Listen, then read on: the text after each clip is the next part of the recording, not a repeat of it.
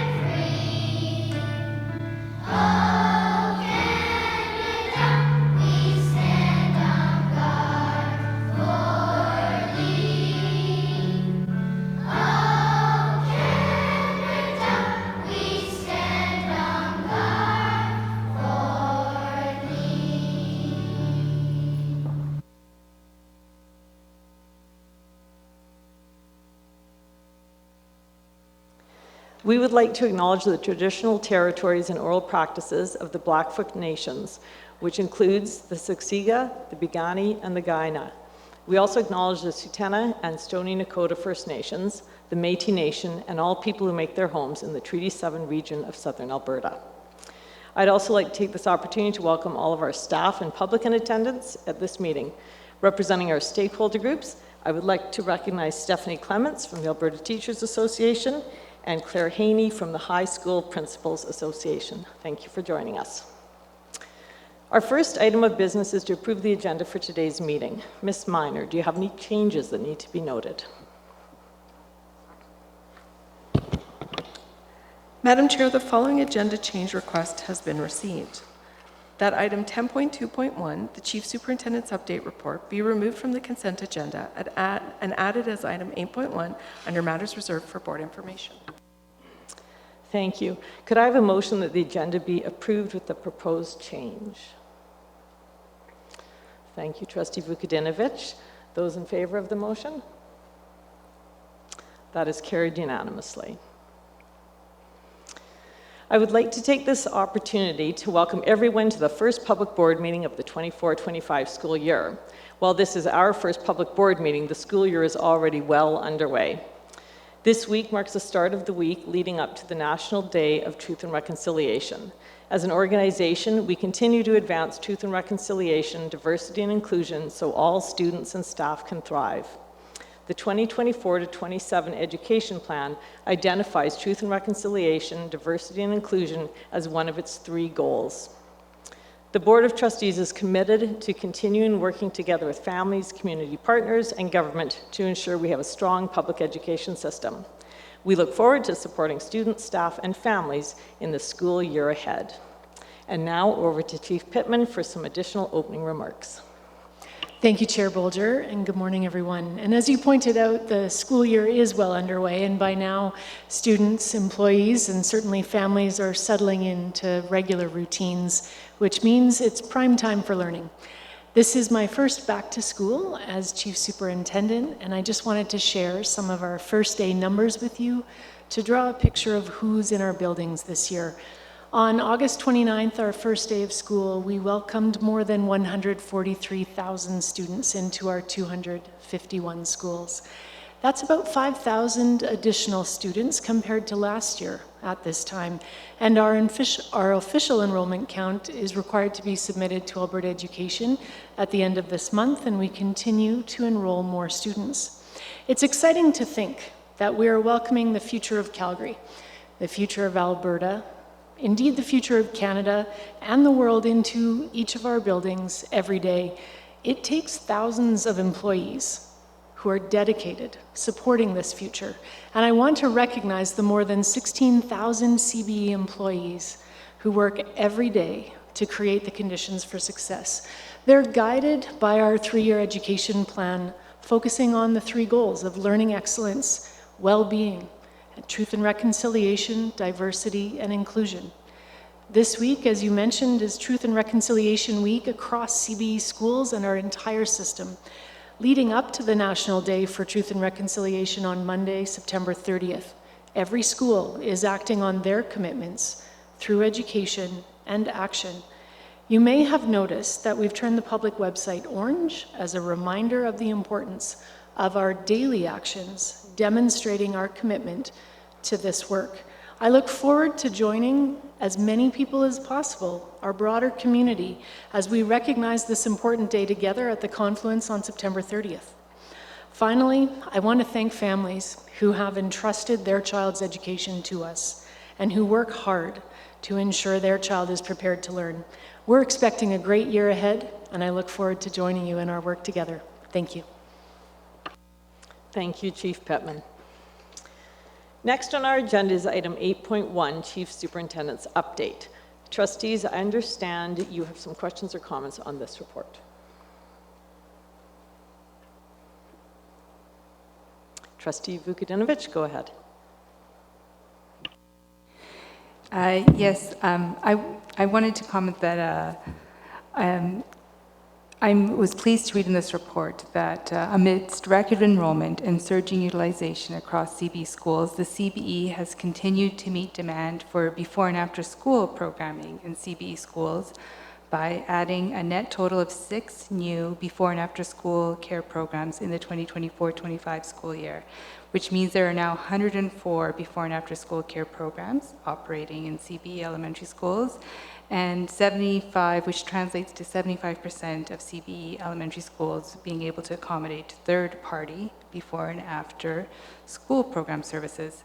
And I wanted to say how much I appreciate this news on so many levels. In my role as an elected school trustee, I frequently hear from parents and guardians about how much they value before and after school care.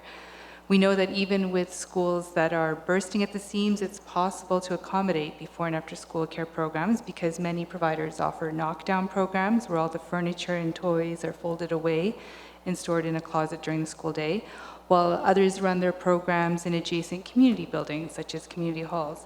And we know that these programs are good for kids. Before and after school care programs are based on play-based models, and there is ample evidence about the value of play for the physical and emotional well-being and academic outcomes of students. And we know that these programs are good for communities. They bring parents to our school doors for drop-off and pickup, where they meet other parents. They keep our playgrounds and school grounds alive with the laughter of children into the early evening hours. They bring a sense of place to our school community. And we know that these programs are good for our parents because they make it easier for parents to work and provide for their families. So I'm feeling grateful to CBE administration for this net increase. Thank you. Thank you, Trustee Vukadinovich. Any other comments or questions? All right. Our next item of business is recommendation to commence public input to consider closure of all boys program. Chief Superintendent Pittman, would you please introduce the report? Madam Chair and members of the Board of Trustees, before you today, administration is presenting a report recommending the commencement of the public input process with the purpose of considering closure for the all-boys alternative program, a kindergarten through grade 6 elementary program operating in the Sir James Lougheed School building. The all-boys program is faced with the dual challenges of not attaining the intended alternative program outcomes of the single-gendered approach it is premised upon, coupled with severely declining enrollment. Currently, there are 30 students enrolled in grades 1 through 6. The school currently does not have a kindergarten class and has multi-grade classrooms. This year also lost the before and after child-minding program. I'll now ask Superintendent Breton to go over some additional information from the report to further help inform the important decision before each of you today.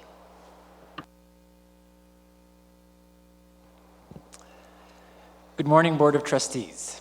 As expressed by Chief Superintendent Pittman, this report is brought forward to the board to confirm whether or not you feel there is sufficient cause to initiate the public input process for the purpose of considering closure of the all-boys alternative program effective the end of this school year, June 2025.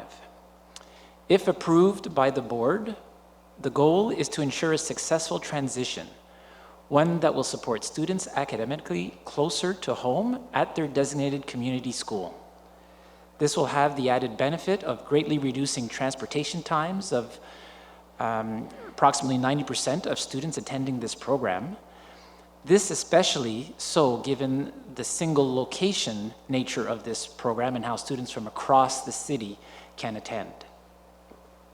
To support the recommendation to initiate the public input process for this program, I will highlight a few aspects from the report. Specifically, the alternative program's mandate is to actively engage students in a single gender environment. However, the All Boys program has shifted from this mandate over the years to a special education program focused on addressing the increasingly complex learning and behavioral profiles of its students.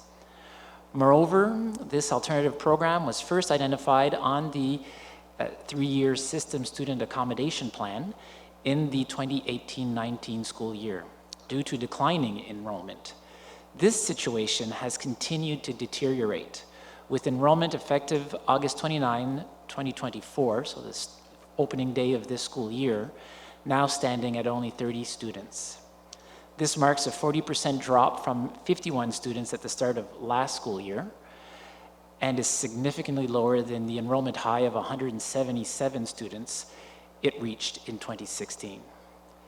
And since school funding, both for the operation and maintenance of the physical school building, as well as for the staffing component of the school, is largely driven by the number of students, this alternative program is creating a tremendous inequity due to the large additional sums of money that are required to top up this program to operate. In short, it costs the CBE approximately 4.5 times more to educate each student in this program than the elementary school average. Students, families, and staff were invited to hear about the challenges this program was currently operating under in February of 2024, and feedback was sought in March and April of 2024. This work helped inform the student support plan laid out within this report. Finally, and something that is very important given the record high enrollment levels the CBE has experienced these past 3 years, please note that the building the program is occupying, the Sir James Lougheed School, is anticipated to be retained for elementary level programming. As indicated previously, in the event that school closure is approved, students would be supported in a personalized fashion as they transition to their designated community school effective the 25-26 school year. We're now available to answer any questions you may have at this time. Trustees, questions or comments on the report? Trustee Vukadinovich. On page 4 of 20, I read that if the proposed closure were to be approved, then students' learning needs will be reviewed in alignment with our current placement processes to determine the best educational placement for them for September 2025. I also see more detail about transition planning on pages 8 and 9 of this report. Could you tell me a bit more about transition planning? Would the needs of each and every student be reviewed? And how would parents and guardians be involved in this review?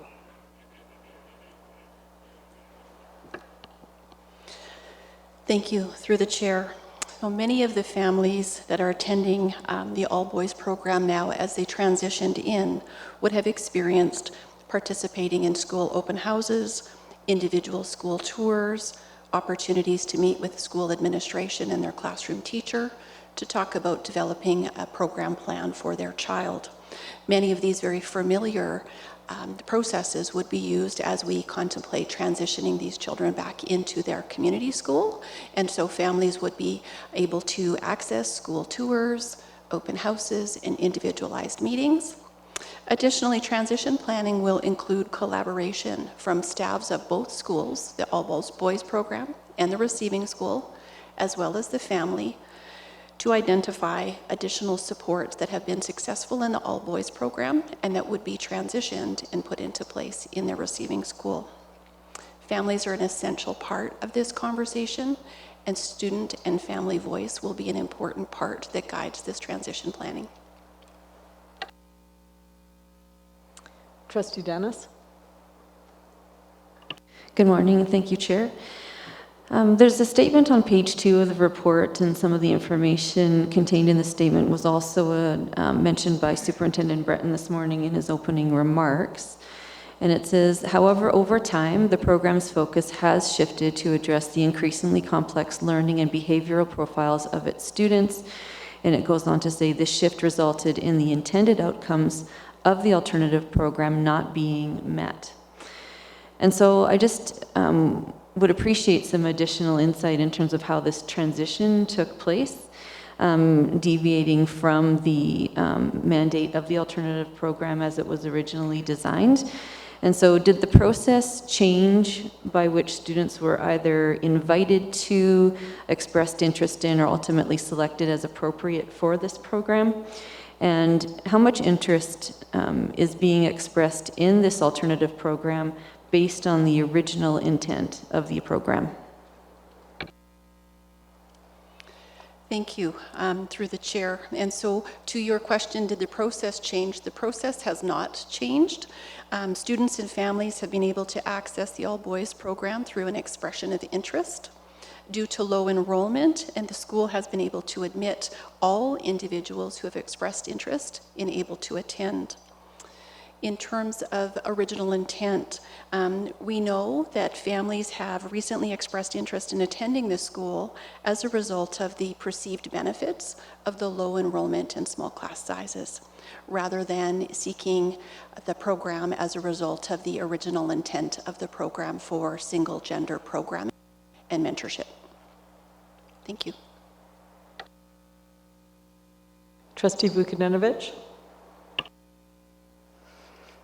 On page 6 of 22, I read that in Alberta, educating students with diverse learning needs in inclusive settings is the first placement option considered by school authorities. And this report also says that the CBE supports a significant majority of our students with identified special education needs in inclusive community settings, and that there are many supports available through area learning teams and other system resources within inclusive classroom settings. However, on page 8 of 22, I read that we've heard from parents and guardians that they have doubts or reservations about whether neurodiverse learners are able to receive the supports they need in a regular program environment. So my question is, how does the CBE plan to address these concerns from parents at the All Boys program?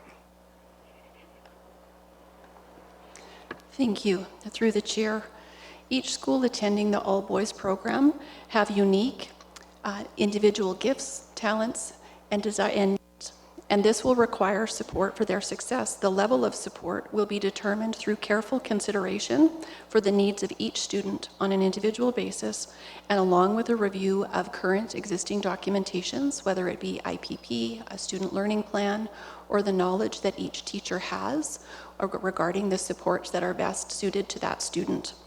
In addition, staff and families will be in consultation with key contact strategists to provide those supports in their receiving schools. Thank you.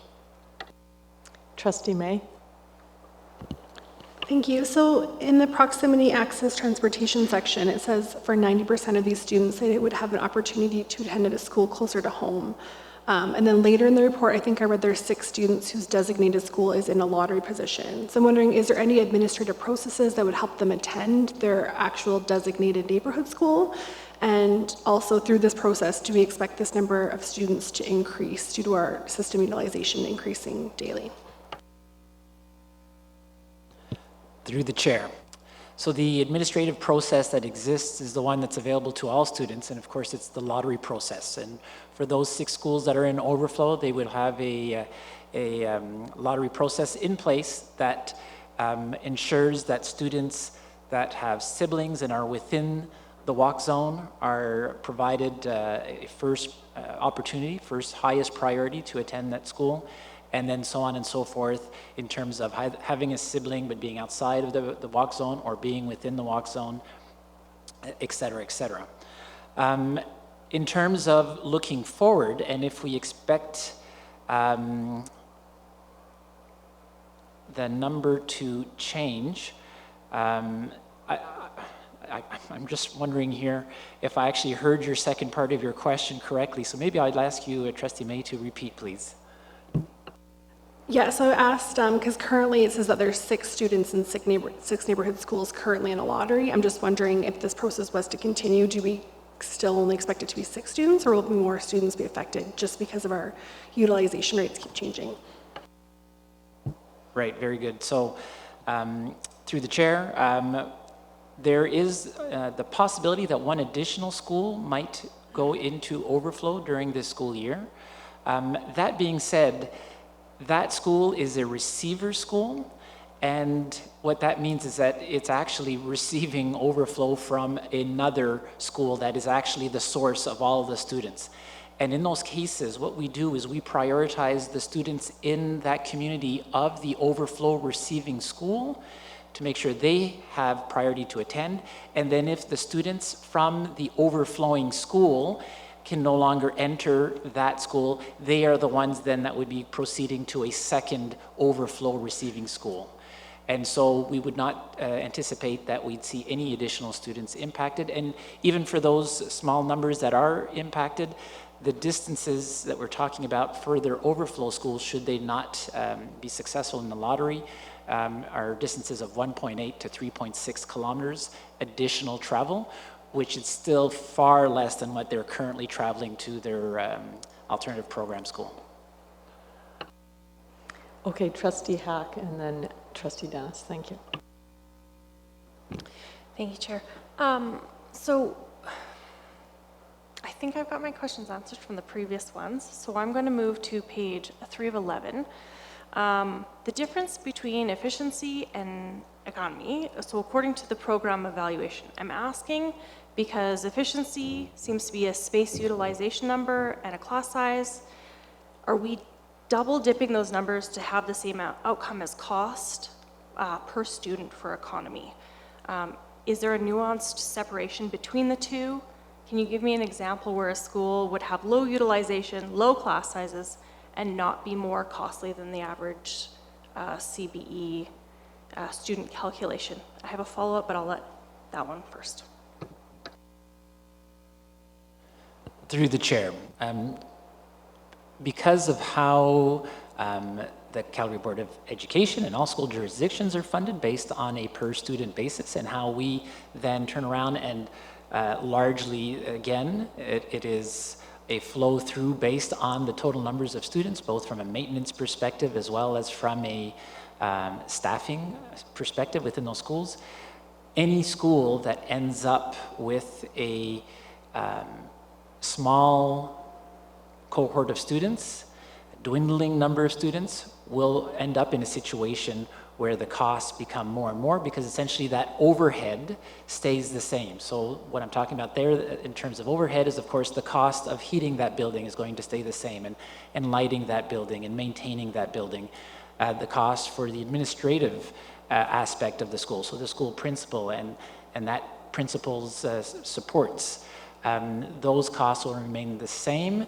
And then as they are receiving fewer dollars because they're not having as many students, then potentially requiring top-up to be able to then offer a richer educational experience than just the strict funding formula would allow for. Follow-up? Appreciate this, Chair. The scoring of these and the weighting of our 3 E's, how did this affect the administration's choice to bring this particular one to the board? Was it our highest, lowest, I'm not sure how these are scored or what numbers those are calculated with, program within the program evaluation? Through the chair, I'll address the first portion. Happy to have either superintendent jump in. The overall structure, as you highlighted, of program evaluation reflects not individual scores relative to each of those indicators, efficiency, economy, and effectiveness. They are, in fact, an establishment, well, certainly around economy, there are hard numbers associated within that. Efficiency, while typically addressed to finances, also look to the application of resources, not solely attributed to the individual cost of the student. So discrete scoring of each of the three categories is not a component of the program evaluation in and of itself. The focus fundamentally is that when you look at the economy, the dollars, and the financial commitment, the efficiency and application of both resources as well as capacity of the system, inclusive of instructional programming, additional services, et cetera. While I recognize there are costs associated, they're demonstrated differently. And then put together the effectiveness when we look at other components of, are we achieving the mandate? Are each of those services having maximum impact in the context of the whole? So while we've assigned a program or completed a program evaluation of an individual alternative program, you're receiving information about that particular program, and then when we apply it to the context of the whole of the system, the question of, is it in alignment with what we're currently able to do, considering the outcomes we've stated we must achieve? Trustee Dennis? Thank you so much, Chair.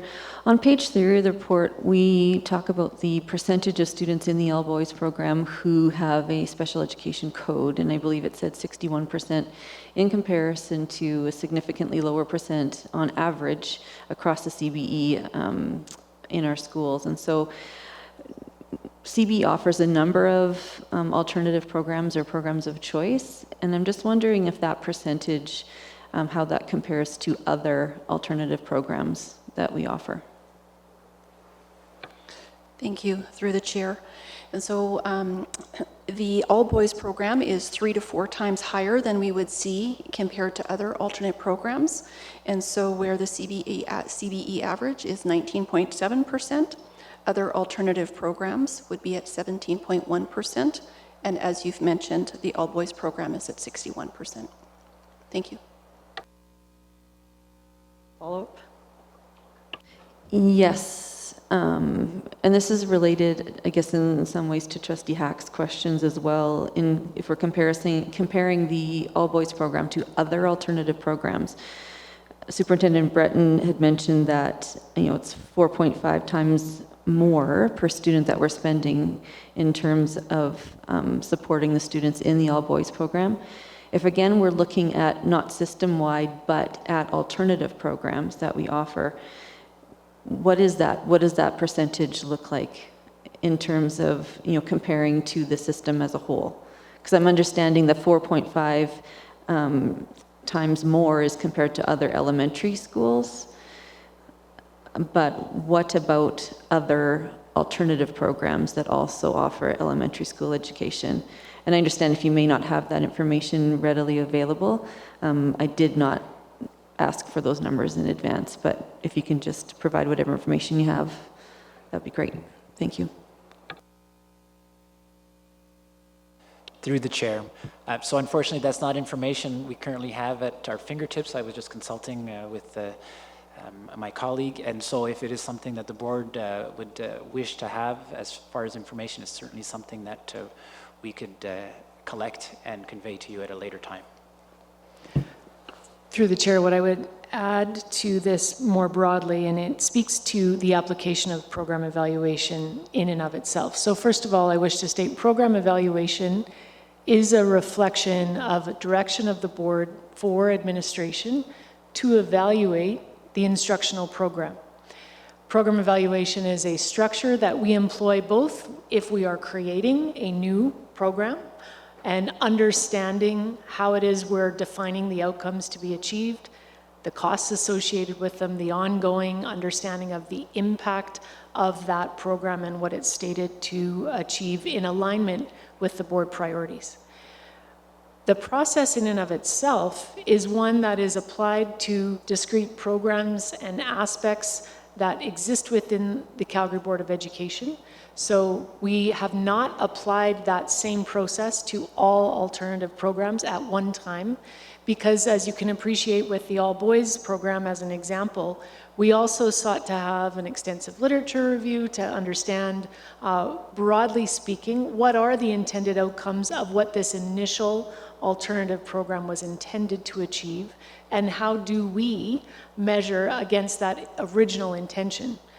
So that really was the premise of then understanding if we are no longer in alignment with the alternative program, and we have an impact around cost, and we have an impact around space, and we have a broader need of elementary space required to be available to address system utilization, we need to be able to ask ourselves those questions. The program evaluation was part of this, but is not the sole aspect. And to also make sure that there's no misunderstanding, the application of a program evaluation is not positioned with the intent to close down programs. It is positioned to evaluate them and then allow administration to have confidence in understanding the whole element. In other cases, a program evaluation could result in programmatic improvements, a reinvestment of certain types of supports, etc. In this case, it is part of the collective recommendation for closure of the program, given the other context that both Superintendent Turner and Superintendent Breton have shared. Follow-up, Trustee Dennis, and then to you. Thanks, Chair. Just a quick comment. So thank you for that additional context. I appreciate it. Happy to leave it up to the board in terms of if they want that specific information about cost per student compared to other alternative programs. But that's sufficient for me right now. Thank you. Trustee Vukadinovich?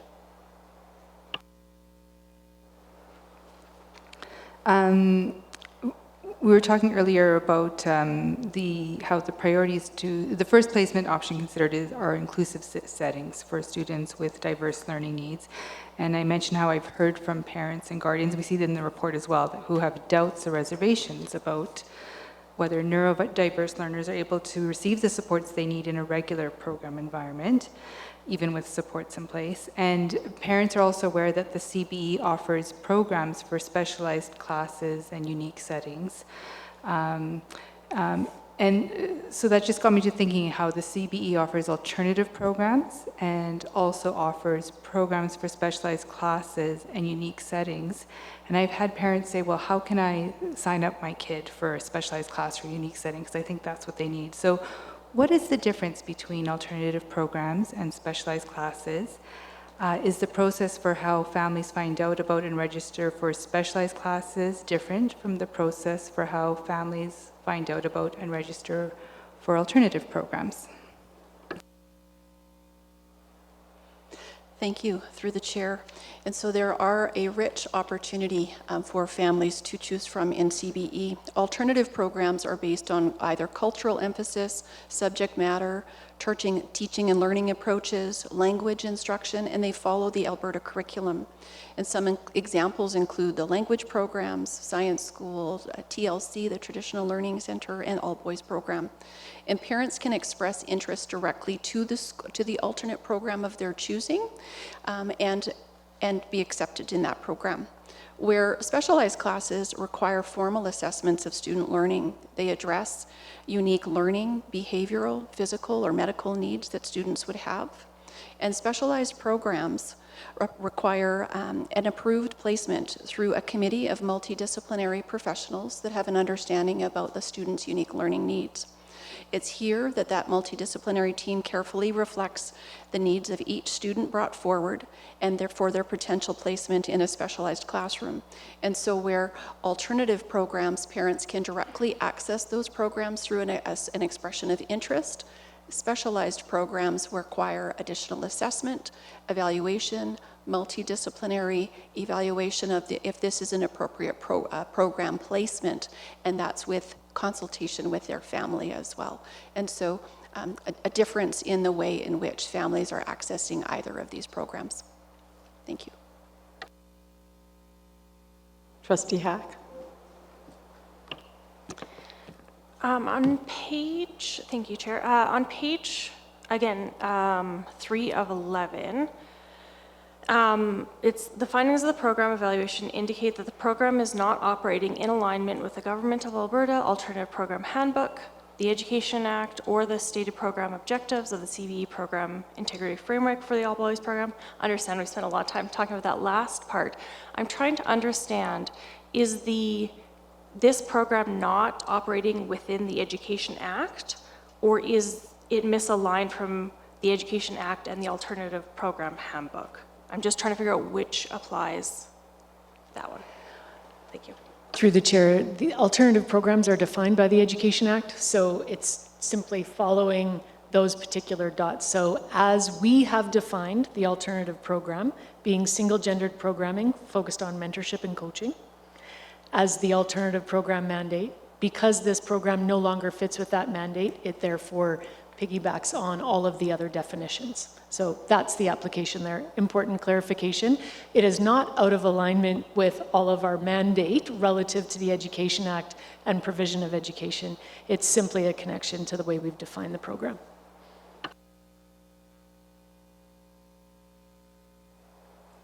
Any other questions from trustees? Is there a trustee who wishes to bring forward a motion regarding this report? Trustee May? That the Board of Trustees is satisfied that there is cause to commence the public input process for the proposed closure of the All Boys program at Sir James Lougheed School in accordance with GC-3E2 closure of schools procedure. Thank you. Do trustees have any questions about the motion? The motion on the floor is that the Board of Trustees is satisfied that there is cause to commence the public input process for the proposed closure of the All Boys program at Sir James Lougheed School in accordance with GC-3E2 closure of schools procedure. Trustee May, would you please open debate? Thank you. So appropriate and sufficient information regarding the possible closure is found within this report presented by administration to now commence the public input process. The public input process allows the Board of Trustees to give fair consideration to students, families, communities, and those significantly affected by such a decision. I know personally any public input process we engage in is one of the most important opportunities we have to listen and truly hear. I would encourage fellow trustees to vote in favor of the motion. Are there any trustees who wish to enter first round of debate? Trustee Close? Thank you, Chair Bolger, and thank you, Trustee May, for your opening comments. I think those are important. It's such a big decision to commence public input. And I also want to comment that I've really appreciated the detailed, thoughtful questions that trustees have asked this morning. And the report that has been brought forward to us is quite fulsome and detailed and provides the evidence that we need to cause the commencement of public input. So I'll be voting in favor of this motion. Trustee Dennis? Thank you, Chair. So first of all, would like to also express my appreciation for the focus of my fellow trustees on transition planning for students, ensuring that we can meet the ongoing needs of these students and the sensitivities toward that, also around being able to accommodate students possibly elsewhere. So appreciated all of those questions and the sensitivities of my colleagues there. I would say that enough evidence has been provided for me at this time in terms of supporting the commencement of a public input process. I'm looking forward to hearing from community around this decision. Thank you.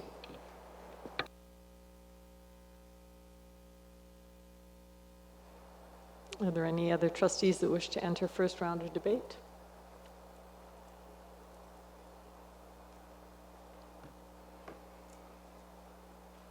And are there any trustees that wish to enter second round of debate?